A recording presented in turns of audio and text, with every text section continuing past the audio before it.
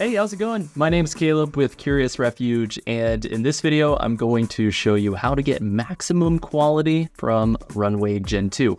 Now, Runway Gen 2 is really incredible, but there are some technical things that you can do to get more resolution because the native resolution that you get from Runway is not amazing. Hopefully, by the end of this video, you have a nice little workflow that you can use to create some really cool results. So let's get started. So it all starts inside of Runway here. I'm just on their home screen and we will go to image to video. Now you need to get an image from a tool like Midjourney or just an image that you have on your computer. You can use anything you want because Runway will interpret your image and basically use that as the first frame whenever it's generating the movement for your actual video, which is really cool.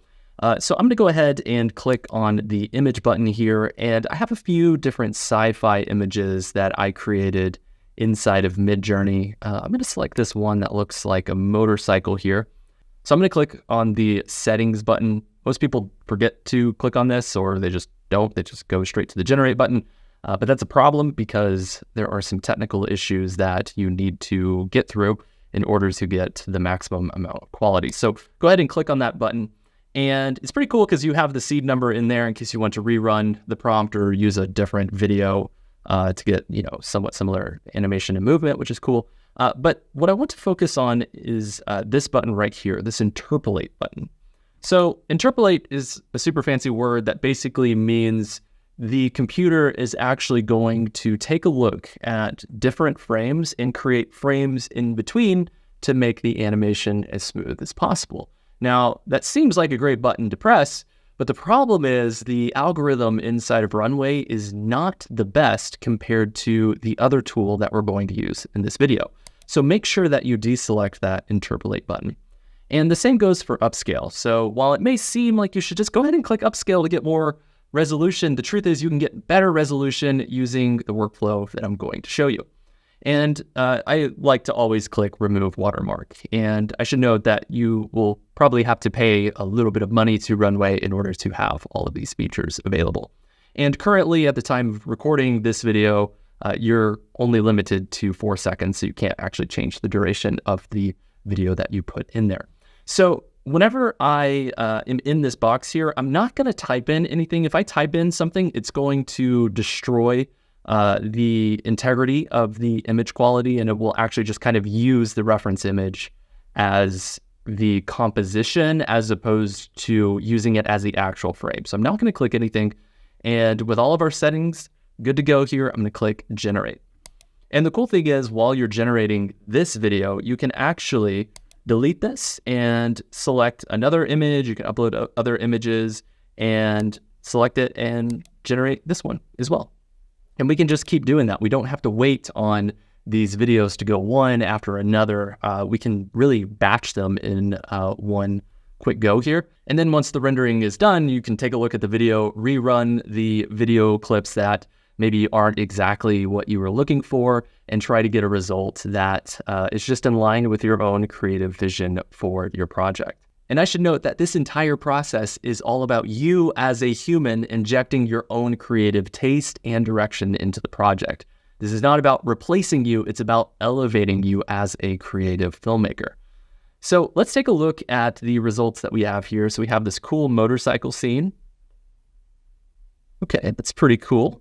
I don't think the animation seems super realistic in the way that the motorcycle is kind of peeling out there, but it is pretty interesting. And then we have this astronaut scene here. And that one looks pretty good. So just to give you an example of a workflow, in this instance with the motorcycle, maybe I didn't really like the video that it gave me. Well, that's no problem. You can just click and select the image again and generate it. And then I would usually do generate one more time just to give me 2 more variants so that the next time I take a look at the video footage, I just have more options to pick from. But for our example, I'm going to use this video of the astronaut here. So let's take a look at the current quality of our video from Runway here.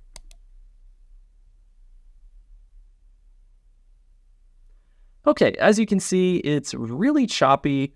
It's interesting. There is some warping on the the shield, but generally it's a pretty cool video. Now, I would say that the quality right now is more reminiscent of a GIF as opposed to high quality footage. So now let's make this nice and professional. So what we're gonna do is hop over into a tool called Topaz Video AI. And if you haven't used this tool before, I really recommend picking it up. It can be just a little expensive to buy it, but the results that you get from it and the potential application just is so vast that I think if you're really serious about creating AI projects, you really need to get it. And there's a link below this video where you can pick that up. So let's go over to Topaz Video AI. So now I want to add in a new video clip. So I'm going to click on the plus button here and let's drop in our footage. So here's the footage, and there's a lot of buttons that could be very confusing and scary, but here's the quick rundown. So whenever you download a video from Runway Gen 2, it may say that it's in 24 frames per second, but the truth is that's a lie. It's actually in 8 frames per second, and it shows each frame for actually 3 frame durations. So 8 times 3 is 24, but that's why it looks choppy. So in order to fix that, you can use the tools inside of Topaz Video, which will actually analyze each individual frame and it will interpolate between them, which is super cool. So let's start at the top here and work our way down. So the first thing I want to do is get as much quality as possible from this video. So right now it is only 512 pixels tall. That's super small. Now you can just select presets like the 1920 by 1080 preset, but I recommend really going beyond that. I always like to take a larger video and then scale it down because you just get more resolution. The overall quality just looks a lot better. So I'm actually going to ×4 upscale, which will give us basically 4K video. And for our output, I'm going to do 24 frames per second, which is the film frame rate that is traditionally used whenever you see a film at the movies. So we don't need to select stabilization because we'll take the camera shake, kind of makes it seem a little more realistic. And we're not going to select motion deblur either. Now, frame interpolation is important though. So let's go ahead and click frame interpolation. And again, this is going to interpret your scene. And if there's any duplicate frames, it will actually use its crazy machine algorithm to create frames between, which is super awesome. Now, I'm not going to slow down the motion, but it is really cool that that option is available to you in case you wanted a slow-mo shot or the video footage was a little too fast. And for the AI model, I've tried all of these out. Apollo is my favorite. And make sure that the button that says replace duplicate frames is selected, and the sensitivity can be 10%. That sensitivity is totally enough to detect the duplicate frames that we run into inside of Runway. And for enhancement, let's set the video type to progressive. And for the model, I like the Proteus model. It's the best one in my opinion, but you can mess around with that if you want to. So we don't want to select anything else. Definitely don't want to add any noise to the frame. And at the very bottom, there's different encoder presets here.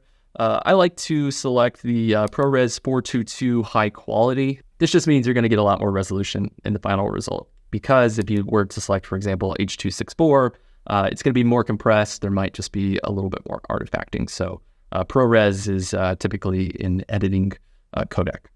So once you're ready to render out that result and see what you get, go ahead and click that export button. And while we're waiting on that video to export, I just want to quickly tell you about our course at Curious Refuge called AI Filmmaking. The course shows you how to use AI tools to assist with the filmmaking process. It's not about replacing filmmakers or even removing your own creative taste and direction. It's about empowering you to be more productive to get your stories out there. If you want to learn more, you can check out the AI filmmaking page by clicking the link below this video. All right, so let's take a look at our final result. Awesome, so as you can see, the video quality is much better. I really like that you're getting details in the clothing and in the helmet, and it's even retaining some of the depth of field blurring that's actually changing in the composition, which is really interesting. Now, of course, there are things that need to be improved with Runway. The face is a little distorted still, and there's a little bit of wonkiness going on just with the eyes here. But generally, you can see the potential of these tools, and there's really no reason why you can't immediately go out and start putting together some film concepts on your own. And of course, if you ever share those film concepts online, be sure to tag Curious Refuge. We'd love to feature your work on our social media platform or our AI filmmaking gallery. Thank you so much for checking out this video. And if you ever have any ideas for future tutorials, or if you want to see how we put together certain concepts, be sure to let us know in the comments. Best of luck, and I can't wait to see all of the incredible stuff you create. See you next time.